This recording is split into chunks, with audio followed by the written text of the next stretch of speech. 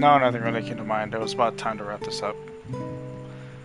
Nothing really came to mind. It was about time to wrap this up. Thank you for your time, Mr. Yanagashita. If you excuse me, though, I have to get to another interview. Oh, no, of course. Allow me to walk you out. Yanagashita rose to his feet as Minorikawa got up to leave. Well, that won't be necessary. It's no trouble. I'm heading out now myself. Gotta run before those guys show up. What guys do you mean? Oh, nobody. Just a personal thing is all. They parted ways outside the building, and Minorikawa headed off to the cafe to put his article together. Okay, this time he ran away. He got away.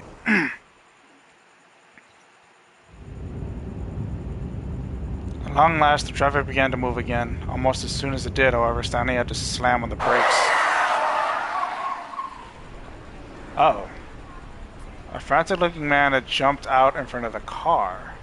Whoa, hey, what the hell are you doing? Kano sputtered. The stranger plastered his face against the passenger side window. Oof. Open up, he shouted. Open the door! The guy who showed every sign of total panic.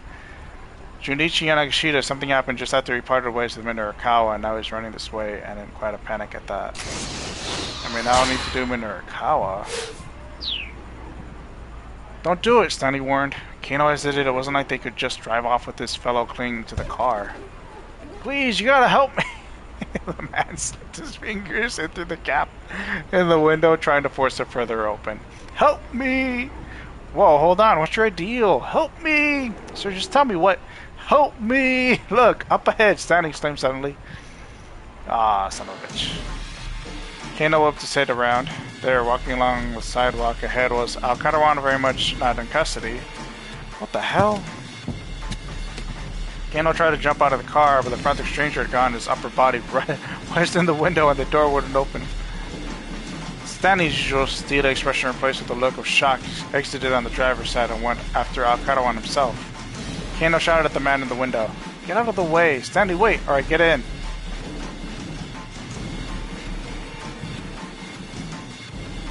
Alright, get in? Get in! If the guy was that desperate to get inside, Kano wasn't about to stop him. Besides, he needed to get the guy to calm down and let go of his arm. Ow! The man yelped. Let go! Let go! He was the one holding on. Why was he demanding to be let go? What the hell is he going on? Just as Kano's thought was forming, the crazed stranger was yanked back out of the car, dragging Kano with him. A pair of rough-looking men had grabbed him by his lower body. No, no, he screamed. I can't do 80 days. Hard labor. Somehow he was still managing to cling to the car door. Just give it up and let go already, snarled one of the assailants. The pair shifted their grip and pulled even harder. Kano heard the sound of tearing fabric as his two toughs tumbled backwards. Just like that, the crazed stranger was stripped down to his boxers and let out a pathetic wail. Oh man! The two toughs burst into uproarious laughter at the sight. Now's our chance. One of them managed to sputter. Jesus. The pantsless man snatched up his ruined garment and bolted like a startled hare. To start off incredibly quickly in the manner of a fleeing rabbit, Yanagashita runs a lot more like a rat than a rabbit, though. Still cackling madly, his two pursuers rushed after him. Kano was still staring dumbstruck at the spectacle when Stanley returned to the car.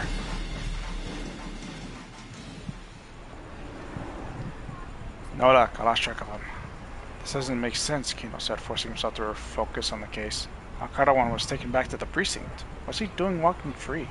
Stanley gave him a dubious look. Have you seriously not figured it out? He asked. Or is this some kind of strange Japanese joke I'm not getting? What are you talking about? Kano replied. Do you know something I don't? Evidently I do. Your detective Tateno let him go on purpose. That's the only explanation. Enraged at the suggestion, Kano took a swing at him, but Stanley coolly caught his fist. It's not me you should be punching, the American warned. It's Tateno.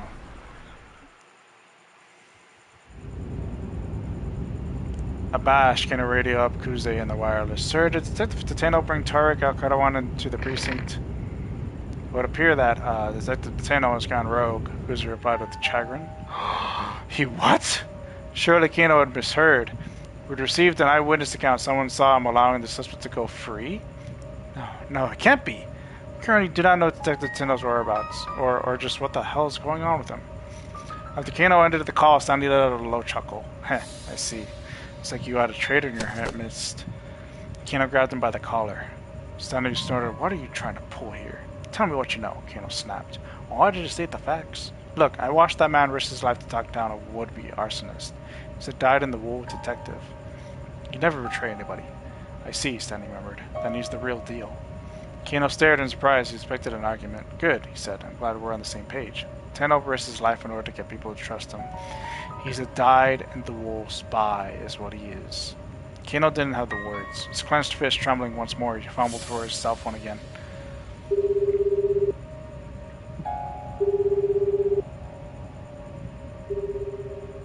He dialed the Tenno's number. The phone rang 5 times and failed to connect. There has to be a reason for this, Kano muttered. The Tenno must know something we don't. Really now, Stanley scoffed. And what makes you so sure of that? Because Detective Tenno was sure this kidnapping wasn't about the ransom.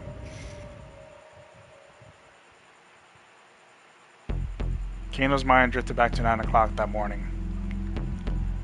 Ahead of their stakeout at the Scramble, he was walking with the Tenno through the halls of the Shibuya precinct. We're going to do a bang-up job out there, Detective Tenno, he chirped. Seemed to be a bit too excited about getting to take part in such a major case. The Tenno patted Kano on the back. You need to take a step back. You're not letting yourself see the forest for the trees. What do you mean, sir? What I mean is that this is no ordinary kidnapping. Tenno's words triggered a little revelation. So is he the King guy? You're talking about the location for the ransom handoff, aren't you? Kano said. It doesn't make sense for the criminals to pick such a major intersection. Warmer, Tenno replied. Kano frowned inwardly. He'd been so sure that was the answer. Have you thought about why they asked to have the sister make the handoff? Kano thought some more before answering. Because women are easier to deal with, he just colder. If that was the case, why not pick the mother? No, what worries me is the fact that the Osawa girls are twins. They're having us send someone to the handoff who looks identical to the girl they kidnapped. What's going to happen when we do that? What is going to happen, sir? Kano asked. I'm not so sure yet, but I have a feeling the kidnapper's plan hinges on it. Two exited through the precinct's main entrance. Up ahead, rows of buildings stood tall against the backdrop of bright blue sky. Tenno let out a quiet sigh. To think that so many terrible things are happening out there on such a beautiful day. Solve one case, and others waiting, he went on as always. What is it about people that drives them to do such horrible things? A girl abducted out of pure greed? When I think of how her parents must feel, I almost can't bear it. They made their way toward the Scramble. Tenno continued talking in a quiet voice. My father was a raging alcoholic.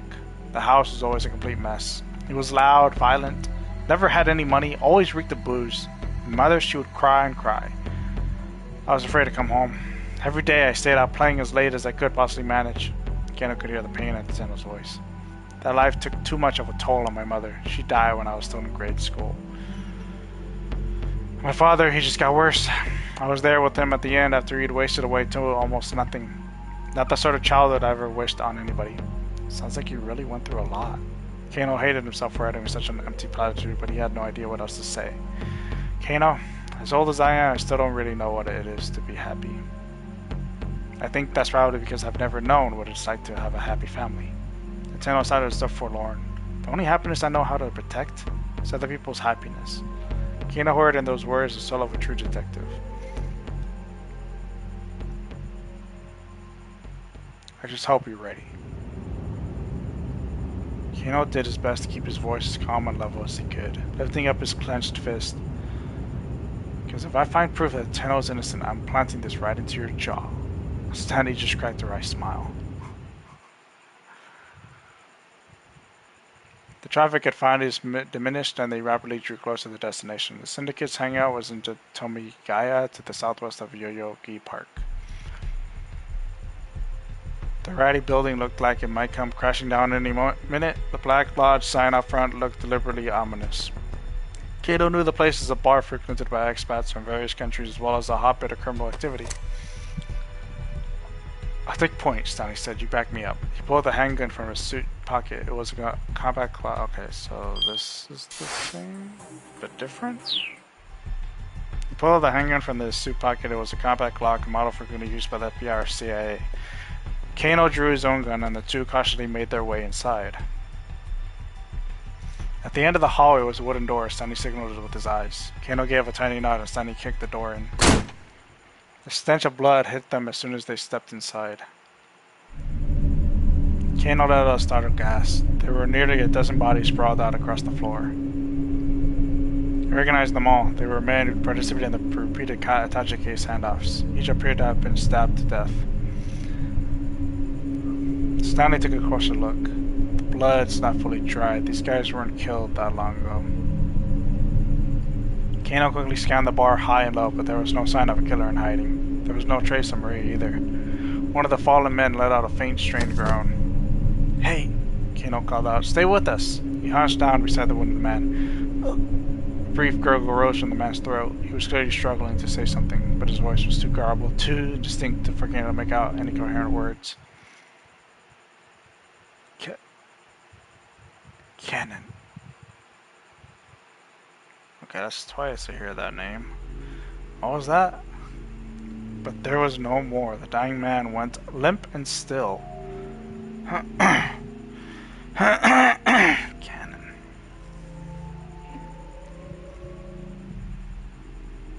To be continued, alright. Decided to fix the other two and then I'm done with this hour. At least I know what to fix.